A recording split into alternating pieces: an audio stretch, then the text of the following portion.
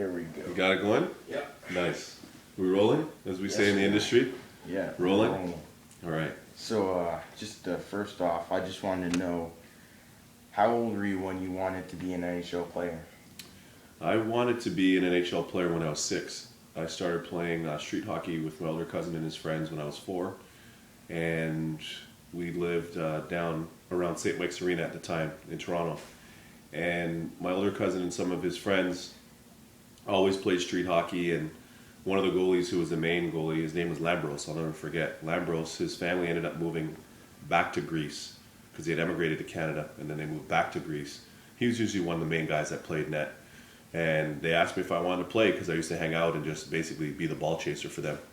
And they asked me if I wanted to play, and I was like, yeah, of course. So I hopped in the net, man, and I loved it right away. Again, some of these guys, my older cousin is 7 years older than me. So some of these guys were 13, 14, 15, and I was 6. And then they went to register at St. Mike's Arena to play house league hockey there.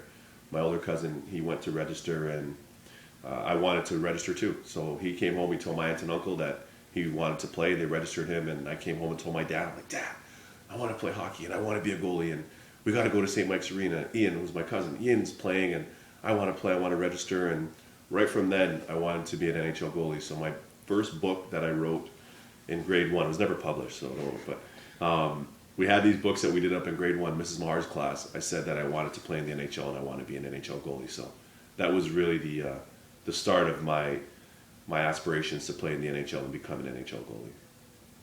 That's great. And I definitely can relate to that, like when I was younger. Yeah. Because I always loved sports so much that I don't care who it was, where you were, I wanted to play. I remember as soon as kindergarten was finished, I'm like, I'm out of that playpen area. I was out in the open, just going at it. I remember in grade 1, I was less than 4 feet, and I'm playing basketball with the grade 7s. Wow. Soccer with the grade 2s and 3s. Rugby, like anything just that I could do, I was in it. Love it. Love it. Yeah, that's the way. I mean, that's for a lot of guys that I've played with, or even people that I know, just friends that don't play, that didn't play professionally. A lot of people, that's how they get into sports, right? It's just from playing in the neighborhood or playing on the driveway or playing pickup basketball or whatever the case may be. So, yeah, that's interesting. You had a similar experience that way. Yeah. So, was hockey the only sport you played as a kid? No, I was always a great athlete. I could say that if I do say so myself. I was always a really good athlete. I ran track. I played some baseball. I played basketball. I played basketball into high school up until before I left to go play for the OHL, or go play in the OHL, I should say, until I was drafted. So, I played. I really liked basketball a lot. Basketball probably became my second favorite sport. A guy by the name of Michael Jordan probably had a little bit to do with that. But him, Magic, Larry Bird, I grew up in that era. So those guys, that was my second favorite sport. We won a high school basketball championship in Scarborough with Bethune. I went to Dr. Norman Bethune Collegiate. And my bantam year, we ended up winning the Scarborough City Championship. So that was a lot of fun. But I was always involved in other sports. So I was always very athletic. Even though I played hockey, that's one thing that they always said. I always had a lot of athleticism. And I think a lot of that, some of it natural, a lot of it hard work, but a lot of that also came from having played other sports growing up. Sports are so fun. But the funny thing is, I had a lot of people that always ask me all the time when I played other sports, hey, are you going to play basketball, or do you want to play this, or do you want to? And I always used to tell them, no, I want to play in the NHL. I want to be an NHL goalie. They're, oh yeah, but come on, man. You sure you don't want to play ball? You don't want to play? This is fun, but I want to play in the NHL and I want to be an NHL goalie. So that was my mindset. That's great. Thank you. So, were your parents really supportive of your aspirations growing up? They were, interestingly enough. One of the great things about growing up in Toronto that I can say, and I think it's similar to growing up in a place like New York or some of the other big cities, Chicago, cities that are very diverse. You have people from different backgrounds, and many of us, our parents emigrated here. So my parents being from Barbados, like a lot of other Caribbean parents, you have a lot of Italians, Greeks, Russians, you name it, Portuguese, different people from different backgrounds. So we were all first generation Canadian, and the thing to do in Canada is to play hockey. I mean, that's, as you know, hockey is a major sport here. So because my sister and I were born here, my cousin and I were born here, we grew up in an environment where everybody played hockey and people played street hockey and they played pond hockey outdoors or on the outdoor rinks in general. And I just pretty much went with that crowd. That's what I was exposed to. I mean, back home in Barbados, my dad played cricket. But at least he was an athlete. But when I told them that I wanted to play hockey, there wasn't any pause, there wasn't any wait, or it wasn't met with sarcasm. Right away, they said, okay, well, if you want to play, we'll go down to St. Mike's and we'll register you, whatever, I think it was like $65 at the time for house league, and away we go. And away we went from there. I was very fortunate that they were open-minded and also very supportive, because not every parent is that way.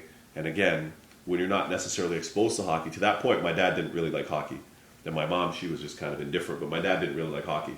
He'd only been in Canada for 2 years. He'd only been in Canada for about 8 years at that point. And he didn't really take to hockey. It wasn't really his thing. But it's funny, he can't skate a lick, still can't, but he's the biggest hockey freak around. He's always in arenas, even still to this day. He's always watching minor hockey.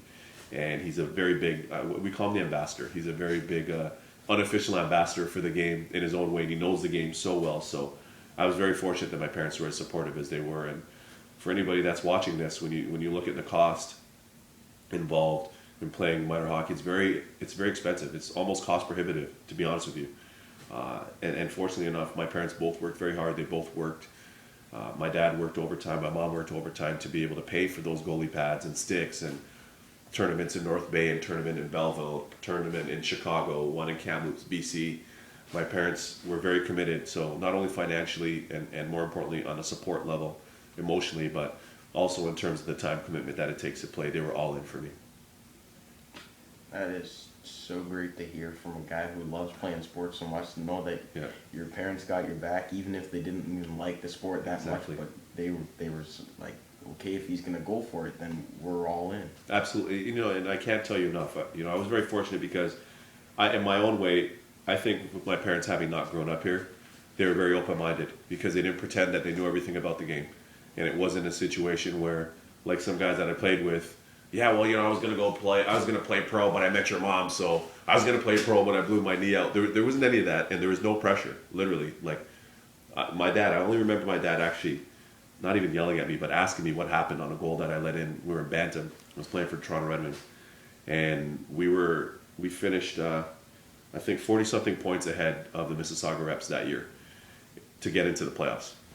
We only lost one regular season game. We lost to the Marlies that year.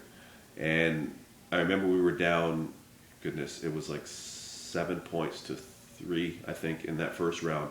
And I let in a goal from the far end. And after the game, we get in the car. My dad's like, what's going on? What happened with you on that goal? That's the only time that he ever asked me, like, what happened to you? I let in a goal from the far end, and that was his response. And anyway, we ended up coming back from being down. We ended up winning the 4 straight. We ended up taking the series. But the crazy thing is that just kind of looking back at it, that was a pretty important moment for me, because some of the guys that I played with, their parents weren't as open-minded. They weren't as supportive. They were very harsh on them when they didn't play well. And it's one thing for a lack of effort, because parents do spend a lot of money and time. So if your child's not putting out that effort, by all means, I support you getting on them, because you're making a huge commitment here. But as long as they're playing hard, whether they play well or not, you have to be very open-minded and you have to be very supportive. So again, my parents we just learned as we went along. We learned about hockey, we learned about the different things you needed to do. We were fortunate that a lot of people were so kind to give them a lot of information and say, hey, I know he's a goalie, but he needs to go to power skating right away. This will make him so much better. Take the pads off, bring him to power skating. It's going to really improve his game. Go to goalie school after that. Then people along the way that helped me with training and